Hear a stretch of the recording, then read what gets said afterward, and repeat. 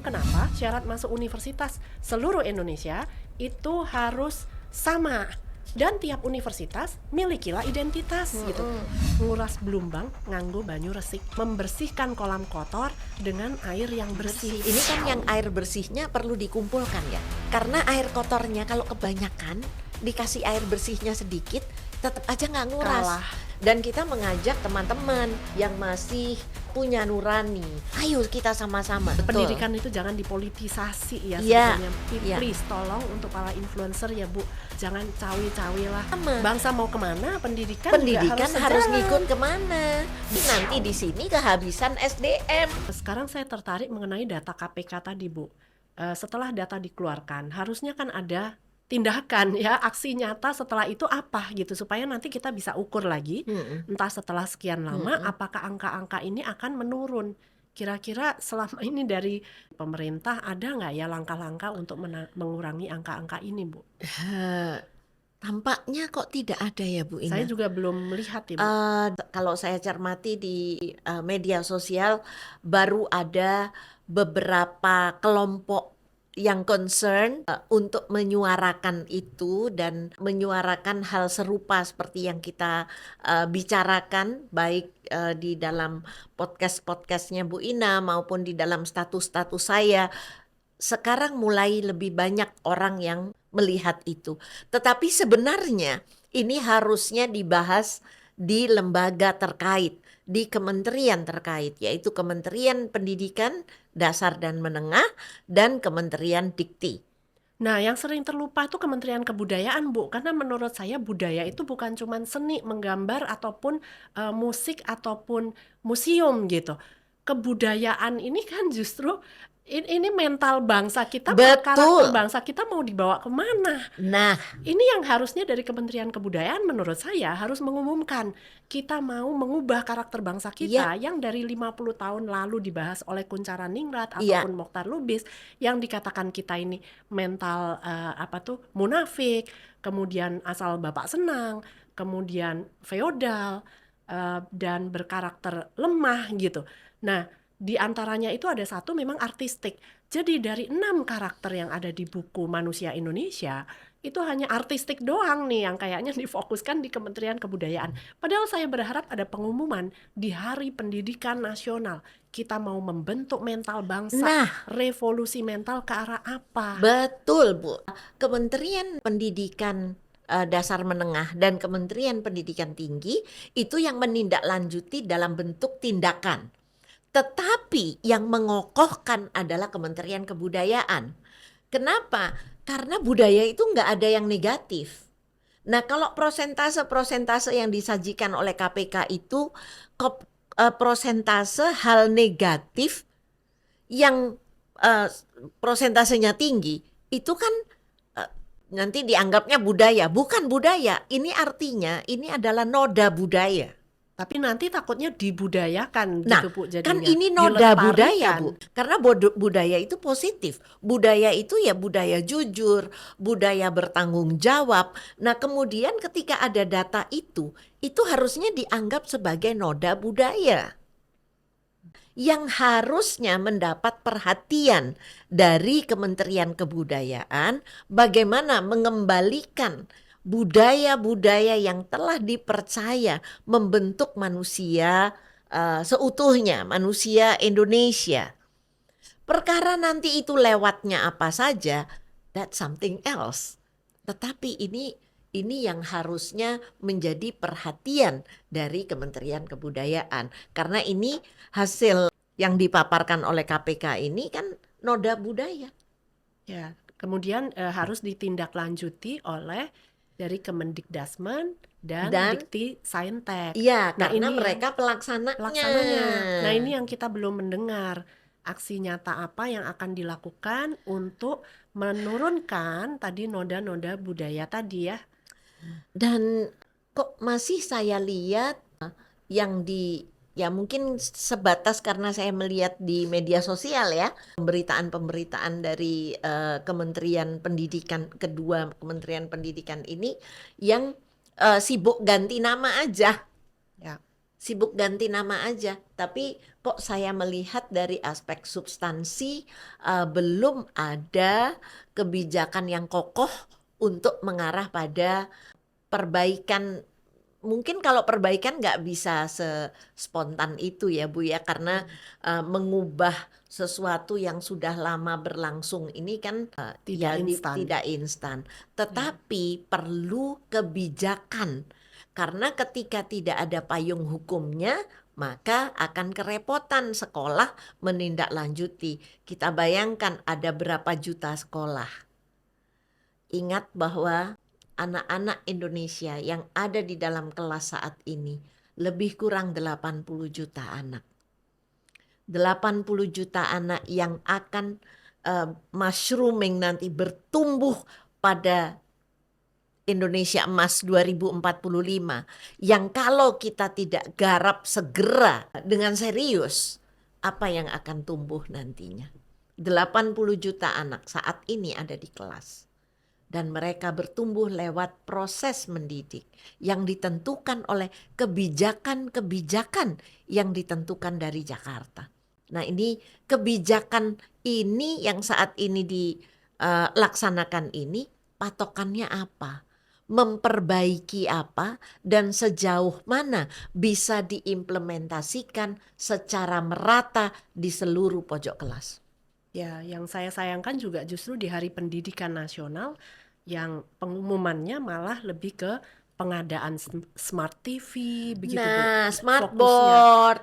Iya, padahal kalau digitalisasi menurut saya kalau kita mau efisiensi anggaran, kalau anggaran tidak terbatas ya, wah bagus sekali ya Bu, Oh iya. disediakan secanggih-canggihnya Oh iya. begitu, saya setuju.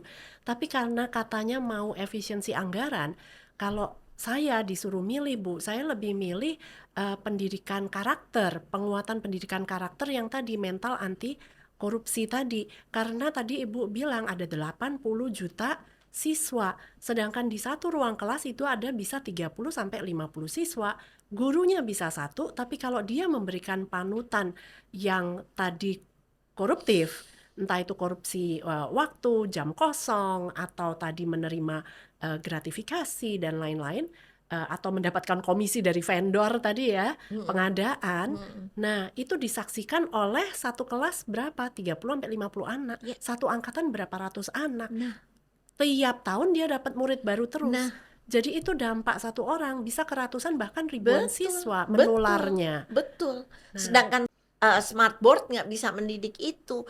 Artinya sebenarnya kalau mau efisiensi anggaran, carilah cara yang efisien untuk meningkatkan kapasitas gurunya. Betul, makanya anggarannya kan kalau saya mendingan dikuatkan untuk itu, bekerja sama Iya. dengan KPK yang memang KPK itu kapasitasnya terbatas. Betul. Tapi kalau memang sudah punya sistem, nah ini bisa diduplikasi di sekolah-sekolah. Betul, Sedangkan betul. untuk netizen sih kita berharap ya udahlah, kita nggak perlu dikit-dikit juga terlalu mengandalkan pemerintah. Tapi apa yang kita bisa lakukan mulai hari ini itu menurut saya yang bersih-bersih ini mulailah aktif Iya. gitu di media sosial. Betul. Beranilah bersuara. Betul. Kalau istilah suami saya orang Jawa Bu, nguras blumbang nganggo banyu resik. Iya. Jadi membersihkan kolam kotor dengan air yang bersih.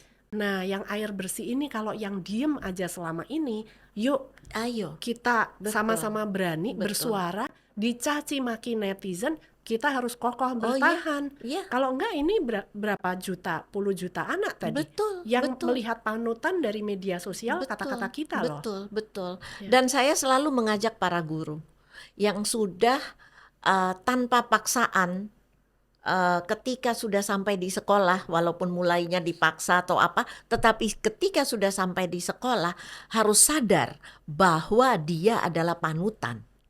Guru yang terbaik adalah guru yang selalu memperbaiki diri.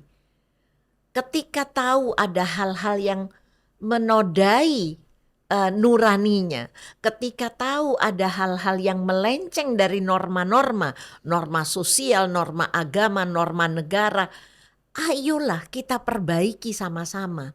Karena anak-anak itu bergantung pada diri kita. Anak-anak melihat kita sebagai role model mereka. Dan ini tidak hanya untuk Indonesia, dimanapun di negara manapun di seluruh dunia, peran seorang guru adalah menjadi contoh untuk kebaikan. Ya.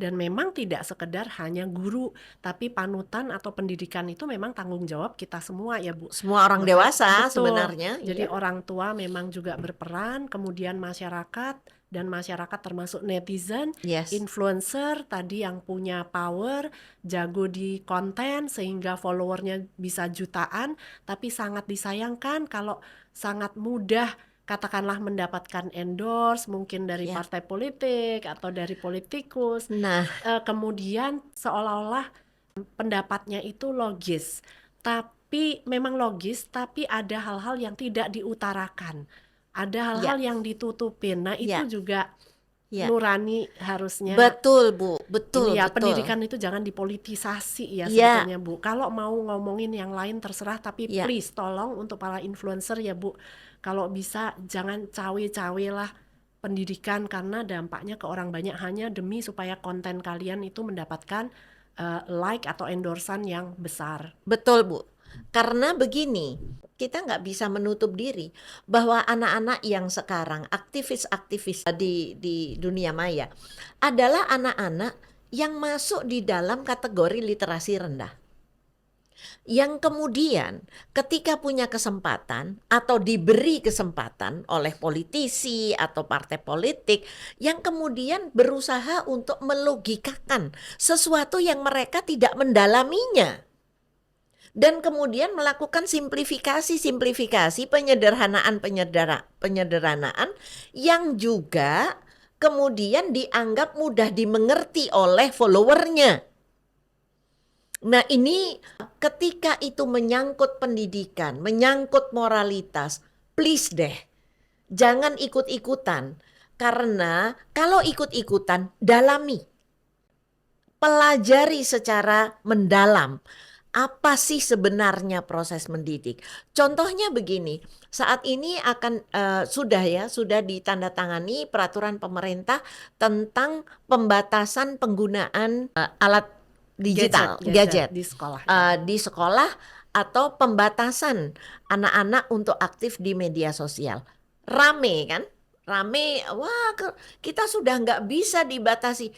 Mereka hanya melihat begini, kalau cuman karena kita nggak bisa bersosialisasi, kita tuh menggunakan gadget juga bisa bersosialisasi. Oh ya, ya memang bisa. Tetapi apa dampak di dalam diri anak? Dampak di dalam mental frameworknya.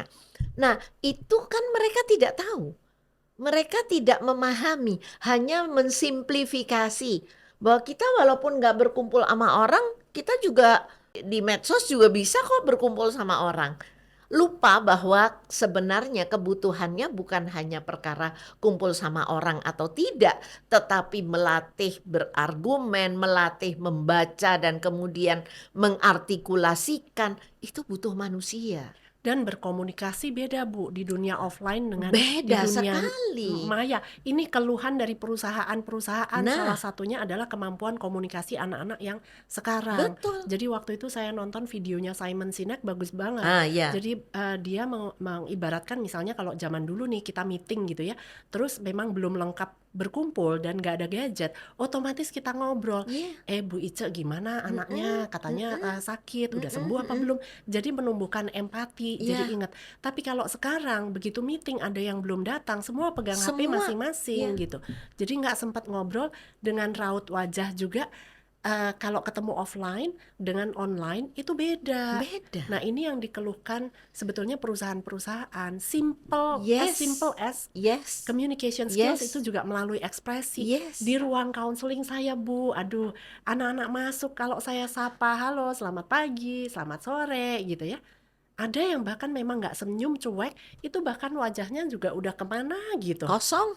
Iya, kalaupun dia punya masalah dengan keluarganya sebelum datang, tapi kalau perasaan kalau zaman kita dulu ketemu orang, apalagi orang lebih tua, itu tetap ada unggah-ungguhnya Iya, gitu ya. iya, Saya iya, ingat kan saya iya, sendiri meskipun bete atau apa, iya, tapi ketemu orang lain tuh tetap iya, kasih iya, kasih salam iya, gitu. Nah, itu yang iya, dikeluhkan perusahaan mulai menghilang dan iya. luntur dari Bu anak-anak Ina, itu sekarang. bukan perkara zaman.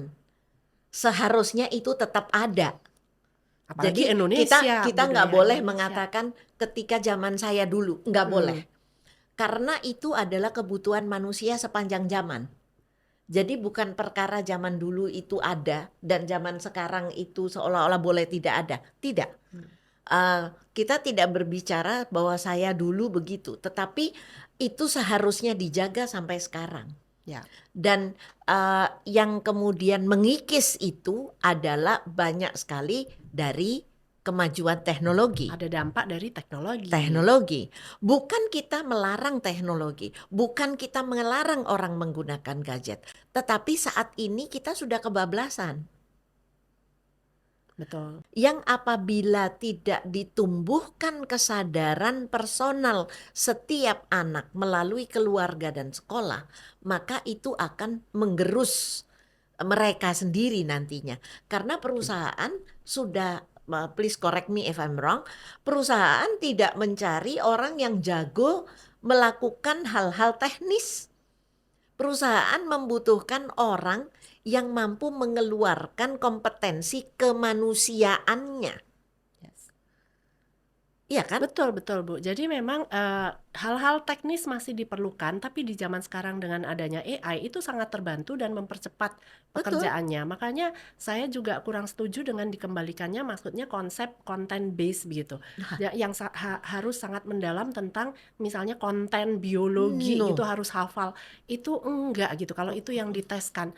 Padahal itu kan bisa dibantu kalau kita lupa gitu ya. Iya, 36 butir Pancasila kita nggak hafal. Itu sekarang kita bisa browse. betul, Saya sendiri juga nggak betul, hafal. Tapi dalam betul, keseharian kan kita betul. kalau paham, kita jadi gunakan dalam Yes. keseharian, Iya, betul, berkebinekaan, betul, bisa toleran, betul, menerima perbedaan, betul. bukan sekedar menghafalkan gitu ya. Iya, Jadi iya. ya setuju Bu bahwa di dunia kerja itu sudah tidak terlalu yang harus hafal atau konten yang No, dilihat. no. Tapi employers don't care what Iya, you know, they only care what you can do what you with can do. with Yeah, what you know exactly, gitu. Itu bisa exactly. kita manfaatkan menyelesaikan masalah di Betul, sekitar betul. kita. Contohnya begini, ketika kita dihadapkan pada atasan atau supervisor atau apa misalnya ya, coba kamu ini nih, sebentar ya Pak, saya butuh 10 detik untuk retrieve. Ini kalau yang ini mengatakan datanya sekian, kalau yang ini mengatakan data ini sekian. Yang dibutuhkan perusahaan adalah menurut saya, iya Nah, kan? analisa kita berpikirnya Analisa kita, bagaimana? menurut saya Yes. data yang ini tidak tepat untuk kita pakai di perusahaan kita. Nah, itu yang agak lemah Bu anak-anak Nah, sekarang Bu. justru Meta itu level cognition ini. meta level cognition-nya Setelah yang kurang. counseling sama saya Bu, saya hanya hanya nanya Bu, what do you think? Anak itu seringkali what Ya, apa iya, mereka nggak iya. tahu. Saya cuma nanya what do you think, kamu Mm-mm. udah dapat economics and accounting gitu. Saya pengen Mm-mm. mereka terus Mm-mm. membedakan menurut Mm-mm. dia bagaimana. Dia Mm-mm. menjabarkan tuh teorinya, ekonomi adalah ini Iya, akuntansi adalah ini. iya, Saya tahu iya, definisi belajar ekonomi apa, akuntansi apa. Yang saya iya. tanya, what do you think? Think. Kamu mikir apa? Anak-anak tidak dibiasakan Betul. to think, baik di rumah, opininya maupun di sekolah berarti Betul, anak-anak ini Bu. betul. Dan itu setiap hari saya counseling Bu, dan saya temuin banyak sekali. Hanya segelintir anak-anak yang begitu saya tanya, Iya, dia bisa menjabarkan opini panjang lebar. Nah, ini iya, bagus. iya, Jadi saya katakan bukan masalah jurusannya ya yang saya iya, concern, iya, tapi bagaimana kamu proses menganalisa dan mengambil keputusan tentang kenapa kamu memilih itu gitu. iya, Itu yang saya mau iya, tahu. bukan Betul. mendefinisikan. Tapi begitu saya pertanyakan, kadang-kadang mereka langsung menganggap itu saya menolak. Nah, Bukan, saya pengen tahu proses berpikir kamu. iya, Nah, ini iya, yang masih PR besar iya. menurut saya, Belum Bu. lagi ketika kita berbicara structuring the thought, ya kan? Ya. Itu acak adul udah kemana-mana. Padahal Ya. itu bisa dilatih melalui menulis. Nah, itu juga Iya, yang lemah. iya, Kalau ya itu tadi iya, kembali ke ujian nasional, kalau menjawab pertanyaan juga nggak kelihatan, iya. Bu Dan ya. begini ya Bu, ketika orang dihadapkan pada kata ujian, otomatis di situ ada persaingan. Selalu ingin mendapatkan lebih baik dari yang lain. Nah, Berfokus pada nilai berfokus nanti. pada angka, dan itu yang kemudian menguras tenaga guru untuk kemudian berfokus melatih supaya nilainya tinggi. Nah, itu yang seringkali tidak menjadi perhatian, bahwa dianggapnya kalau diuji itu akan melihat mempertontonkan kompetensi. Tidak, Ya. tidak. Dan saya pernah mendengarkan sebuah podcast video yang mengatakan begini, ya kalau ada ujian itu kan berarti bahwa kita bisa melihat nih anak dari sekolah mana yang bagus, anak dari sekolah mana yang bagus. Hey, remember, keadaan sekolah di Indonesia ini sama sekali tidak merata. Dan kemudian ketika dianggapnya karena semua ada namanya sekolah, semua sekolah memberikan jumlah mata pelajaran yang sama, kemudian tidak dilihat sekolah itu punya apa, keadaannya seperti apa, gurunya siapa, jumlah gurunya berapa, kemudian anaknya dipertaruhkan untuk diuji. Dan diujinya langsung nasional. Diujinya langsung nasional, yang dianggap keadaan di setiap sekolah itu sudah sama. Nah, ini kan seperti gini, misalnya pabrik pulpen, pabriknya itu canggih, sama pabrik pulpen yang rumahan sederhana, QC-nya sama. Quality control-nya menggunakan alat yang sama. Ya pasti yang produk rumahan kalah. Betul. Nah, ini juga yang membuat saya juga mempertanyakan bahwa ujian nasional sekarang yang disebut TKA itu dijadikan syarat masuk universitas, Bu. Karena saya juga mempertanyakan kenapa syarat masuk universitas seluruh Indonesia itu harus sama. Apakah syarat masuk UI katakanlah dengan universitas di Papua bukan menghina, tapi faktanya kan memang berbeda. Apakah syarat masuknya kenapa harus tesnya sama secara nasional at the same time?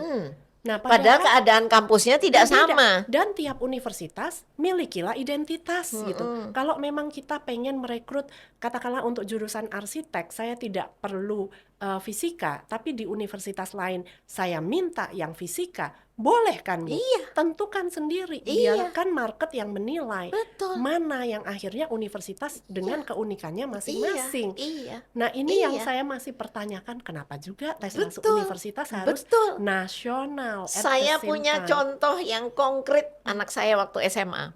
Dia tujuannya sudah tahu, begitu mau naik kelas 2, dia sudah tahu, aku mau berupaya untuk masuk jurusan psikologi UI. Jurusan psikologi UI tidak harus IPA. Saya tidak mau IPA walaupun saya dijuruskan ke IPA. Kecuali kalau saya mau masuk psikologi Pajajaran. Unpad. Kalau saya masuk psikologi Pajajaran memang saya harus IPA. Tapi saya mau berupaya untuk masuk UI karena saya hidup di Jakarta. Itu contoh konkret anak saya. Dan ketika itu, lah ini kamu dijuruskan IPA. Enggak, Ma. Aku mau IPS. Aku akan bisa maksimal ketika aku di IPS. Jadi sekolahnya ngotot. Saya dipanggil karena sekolahnya sekolah ngetop ya di Jakarta. Saya dipanggil. Ini benar nih Ibu. Iya benar. Anaknya mau IPS. Nah, ini kan sebenarnya pada periode yang kemarin itu bukan menghapuskan IPA IPS-nya, tetapi membuat anak-anak lebih fokus dan mempunyai tujuan, bukannya begitu? Dan justru ada solusi yang lebih baik di Dan pemerintah ada sebelumnya. solusi yang Jadi untuk lebih anak-anak seperti baik. itu biasanya mengambil biologi, kimia, dan sosiologi itu pas. Iya. Biasanya yang mereka hindari dari IPA, yang tertarik psikologi, itu matematika lanjut dan Fisika. Karena mereka memang tidak tertarik. Biasanya profilnya berbeda dengan yang tertarik ke teknologi dan Ya, teknik ya. gitu. Dan ini yang akhirnya mau dihilangkan. Jadi dengan dia mengambil biologi, kimia, dan sosiologi, sebetulnya kalau universitas punya sikap juga, sebetulnya kan masih juga bisa katakanlah Karena psikologi di Indonesia juga belum dibagi kayak di luar negeri, Bu. Iya, Fakultas Sains atau Fakultas Arts iya, atau Social social Science gitu. science ya. Jadi masih jadi satu. Hanya Mm-mm, masalah rumor di masyarakat aja. Kalau di mm-mm. Unpad lebih banyak anak IPA yang diterima, dan dari data waktu itu saya sempat lihat memang begitu. Di UI lebih banyak anak-anak IPS yang diterima. Tapi Hmm. sebetulnya sudah saatnya universitas di Indonesia menurut saya menentukan sikap dan harus transparan, tulis di websitenya, untuk psikologi kami, itu kami butuh subjek prerequisite apa-apa dan apa. Nah, Itu yang international university sudah lakukan. Nah, terus kapan kita mau go internasional, Bu? Kan sudah saatnya kita juga harus bisa merekrut mahasiswa asing ke Indonesia. yes. Masa disuruh ikut ujian TKA tadi gitu? Nah, Gimana standarnya? nah, Terus subjek prerequisite yang diinginkan kalau masuk di data science Universitas A dengan data science Universitas B, samakah? Karena di luar negeri beda-beda. betul. Isi data science-nya ada yang sangat technical, whatever the terms is, karena memang beda-beda. Ada data science, data analytics, data engineering gitu ya. Tiap universitas bisa punya keunikan sendiri-sendiri. Sendiri-sendiri ya. Dan di satu universitas saya lihat malah data science-nya mata kuliahnya tidak terlalu teknikal, malah mengajarkan filsafat misalnya, Ya. filosofi. Jadi bisa saja dia tidak mensyaratkan katakanlah semua IPA kan, nggak perlu matematika, fisika, kimia, biologi. Sehingga tadi bisa deep, bisa mendalam. Iya, Kalau dia ngambil misalnya matematika, fisika untuk masuk data science di iya, Universitas A misalnya. iya. Jadi anak-anak tuh enggak terlalu banyak ngumpulin sampah di otaknya. Ya, bukan berarti memang pelajaran yang lain itu sampah, tapi Bukan. memang Tetapi membagi waktunya prerequisite ini kan ya. Kan betul. anak itu ketika mau masuk ke perguruan tinggi, kan dia butuh bekal nih. Nah, daripada ngambil bekal-bekal yang nanti tidak terlalu diperlukan. Waktunya, Bu, karena Lah nggak makanya, memungkinkan iya. untuk nanti Kan mau mendingan ngambil ujian bekal gitu. yang memang nanti ketika saya masuk ke kampus ini, saya akan membutuhkan ini Dan gitu. dia kita bisa mendapatkan SDM unggul yang memang di bidangnya. Iya, Kalau waktunya harus dibagi tadi semua mata pelajaran IPA dibanding dia fokus di katakanlah 2 IPA, itu kan waktunya jadi lebih bisa mendalam, ahli di betul. bidangnya. Sementara Betul. yang saya selalu berikan contoh yang paling mungkin ini ya, anak mau perikanan dan Indonesia kaya perikanan. Potensi bisnis kita lebih dari 10.000 triliun rupiah. Kalau anak muda kita bisa kelola dengan baik, Indonesia itu nggak perlu utang bahkan, Bu. Iya. Nah, tapi begitu anak tertarik biologi, tapi dia kesulitan fisika, dia terlemparlah di IPS. Kapan kita Nah, mendapatkan SDM unggul untuk nah, perikanan, begitu. ya, Katanya mau deep. Nah, yes, kalau begini kan jadi dia harus bagi waktu lab, les untuk ya, fisika, matematika, iya, biologinya ditinggal. iya. Padahal ketika dia mau masuk perikanan misalnya, yang lebih dibutuhkan si biologinya Biologi, tadi. betul. Geografi mungkin untuk Iya, melihat peta, iya. ya. Jadi Dan barangkali mungkin nanti kita akan ada sesi kalau perlu ya Bu ya, kita membedah hal itu ya Bu. Karena ini menurut saya adalah kebutuhan nasional. Bukan perkara ini menterinya siapa, ini betul, bukan perkara betul. menterinya siapa, tapi kita perlu melihat Indonesia secara utuh. Indonesia itu butuh siapa sih? Butuh anak-anak yang jago bidang apa? Contohnya perkebunan. Contohnya kehutanan. Dulu itu zaman saya sekolah, zaman saya lulusan dari SMA, itu kan kalau mau masuk kehutanan tuh dianggap jurusan yang nggak terlalu populer. Perikanan juga jurusan yang Ya. mereka maunya yang jurusan ngetop-ngetop gitu ya. Tetapi ini sebenarnya sudah saat yang sangat mendesak untuk memikirkan hal itu, bahwa proses penjurusan di SMA untuk nantinya anak melanjutkan ke perguruan tinggi ini adalah peta bangsa Betul, ya kita harus bersama-sama dan berjalan. harus bersama-sama. Bangsa mau kemana, pendidikan juga harus Pendidikan harus ngikut sejalan. kemana? Bukan pendidikan jalan sendiri, nanti di sini kehabisan SDM. Seperti yang saat ini sedang kita alami. SDM kita, SDM lagi, SDM lagi. Padahal pendidikan kita belum menyiapkan untuk kebutuhan SDM Indonesia. Betul, setuju Bu. Seperti Ibu sampaikan, bukan tentang menterinya siapa, No. tapi yang kita lihat kebijakannya, bukan sosok orangnya. Iya, Nama nggak usah diganti-ganti, tapi yang penting kita pengen tahu justru betul, konsepnya seperti betul, apa, betul, arahnya seperti apa. Kalau betul. ini kita lihat memang sejalan, tentunya kita akan dukung. Orang saya juga nggak dibayar oleh Iya, siapa-siapa gitu. iya. Dan nggak bisa ya membangun misalnya sekarang nih kita lagi kayak kerepotan ngomongin masa depan Indonesia tiba-tiba mendadak, oh bikin sekolah unggulan, bikin sekolah. Ih, bukan itu. Jadinya wajar dong Bu, kalau saya skeptis boleh dong ya. Jadi takutnya berfokusnya pada project. Batak Project. Saya hanya citizen boleh dong, warga negara akhirnya Oh, kita yang bahwa membayar itu loh. ya Jangan salah. boleh kan Loh, berarti, ya harus. karena berarti kita bosnya ya Bu, karena Iya, kita karena citizen. kita yang membayar. Ya, Kita membayar semua program yang dilakukan oleh pemerintah. ya, Jangan jangan jaim ya, dan jangan defensif kalau kita memberikan opini. Ini bukan perkara personal. Ini perkara bangsa dan kita yang lagi apa ya, yang sudah bukan saya mengatakan kita yang sudah paham, tetapi kita juga memahami, bukan hanya yang sedang berkuasa yang memahami. Kita masyarakat juga banyak kelompok-kelompok masyarakat yang memahami tentang bagaimana membantu Indonesia untuk menyiapkan Indonesia di masa yang akan datang. ya. Jadi kalau kita khawatir boleh dong kita utarakan ya kekhawatiran kita, supaya Iya, pejabat negara harus. itu jangan sampai membuat program itu basisnya pertama dari project untuk si ini, project untuk si ini, project untuk si ini, bagi-bagi semuanya dapat. Iya, Akhirnya tadi goal utama, visi misi iya, kita ke depan mau kemana, iya. jadinya berantakan dan nggak Berantakan. kelihatan nih petahnya Betul, Bu ya. betul. Karena kalau jigsaw itu jalan sendiri-sendiri, tidak ada ketemuan gitu, tidak Betul. ada koordinasi yang jelas. Betul. Nah, tadi kalau misalnya kalau saya nih Bu, berharap bahwa udahlah nggak usah pusing-pusing dengan pengadaan digital, smart TV. Kita fokus satu dari Kementerian Kebudayaan, kalau bisa penguatan karakter, satu dulu anti korupsi itu dibenahi dulu karena banyak sekali. Mm-mm. Jadi nggak usah muluk-muluk terlalu banyak. Iya, Anti korupsi ini aja ditanganin, kayaknya yang lain-lain juga akan akan ikut. membaik, akan Iya, ikut gitu. iya. Tapi terus kemudian diterapkan lewat Kemendikdasmen dan Dikti Dikti, Saintek, iya, dengan melalui pimpinan-pimpinan dan juga dinas pendidikan Bu, iya. kepala-kepala dinas pendidikan di Betul, setiap daerah ini betul, penting banget betul, gitu. betul. Nah, kalau itu bisa kita kuras tadi kolam yang kotor dengan air Iya, bersih, menurut saya program iya. tinggal ya lebih mudah Lebih ya. mudah karena dan begini ketika kita berbicara tentang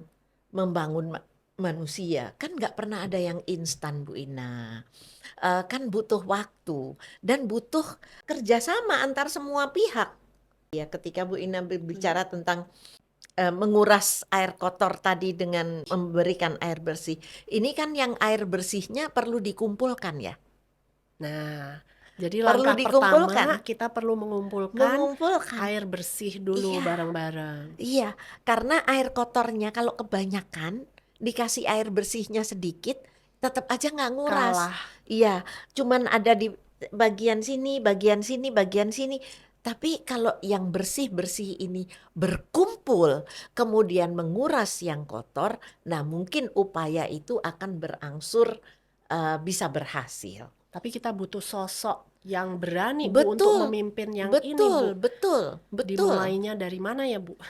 Ya kita mulai ini kan Kita kita mulai mulai sendiri ya kan. Bu ya. Ini kita mulai dan kita mengajak teman-teman yang masih punya nurani dan apalagi kalau dari pihak saya, apalagi yang sudah mempromosikan dirinya sebagai pendidik, sebagai tenaga kependidikan, orang yang memimpin lembaga pendidikan.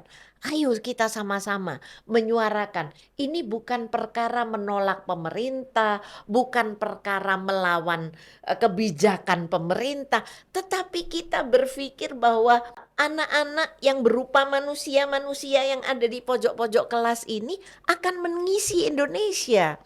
Dan kita membangun ini untuk kepentingan kemanusiaan, bukan untuk kepentingan apapun, bukan kepentingan legacy, bukan kepentingan untuk pro dan kontra dengan pemerintah, bukan untuk kepentingan karena kamu nggak dipakai, kamu sekarang marah-marah. Bukan perkara itu. Tapi kita semua punya concern untuk Indonesia. Ya, baik, luar biasa. Terima kasih Bu Ice atas waktunya. Sekali lagi saya Inalim dan Bu Ice mengajak Anda-anda yang merasa sebagai air bersih, yuk kita berkumpul. DM kita juga boleh ya Bu ya. Oh, boleh banget. Kita mulai gerakan pendidikan yang bersih Iya. dari korupsi. Dan yang memanusiakan manusia. Karena berbicara tentang pengembangan manusia, there is nothing new under the sun. Keren, there is nothing new under the sun. Ya. Ketika kita berbicara tentang manusia, sosok perangkat instrumen dalam diri manusia tetap sama. Sang pencipta belum pernah mengubah instrumen yang ada di dalam diri manusia. Cuman kadang-kadang tidur perlu kita agak toel dikit supaya bangun ya Bu ya. Dan yang diperlukan adalah konteksnya. Nah, saat ini konteks di era digital, tetapi unsur manusianya harus tetap menjadi manusia. Ya, jangan sampai tertidur pingsan gitu ya. Ya. Kadang-kadang kita tempeleng dikit supaya bangun nuraninya, jangan sampai tertidur ya. Kalau merasa bersalah, kita ngomongin soal korupsi bagus. Berarti nuraninya masih hidup tuh, belum mati tuh ya. Betul. Saya Inalim dari jurusanku. Saya Ice Khadijah, pendidik Transform Your Life.